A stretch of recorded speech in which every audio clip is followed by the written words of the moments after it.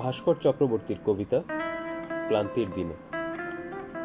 ভালো লাগবে না আমার যদি কেউ এসে হঠাৎ এখন উঁকি মারে আমার ঘরে।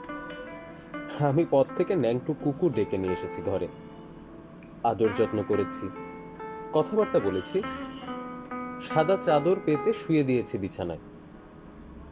তোমরা কাকে বন্ধুত্ব বলো আমি ঠিক জানি না, তোমরা কিভাবে হৃদয় বদল করো, মণিমুক্ত উপহার দাও, আমি ঠিক বুঝতে পারি না। আমার রক্ত কি ততটা মিষ্টি যা তৃপ্তি দেবে তোমাদের? ভালো হতো যদি একা একা ঘরের মধ্যে বেড়ে উঠে আমি মরে যেতে পারতাম। ভালো হতো যদি বিশাল দুটো ডানা থাকতো আমার, তোমাদের শহরের ওপর দিয়ে, তোমাদের মাথার ওপর দিয়ে, তোমাদের ঝকঝকে মোটরগুলোর সঙ্গে আমি পাল্লা দিতে পারতাম।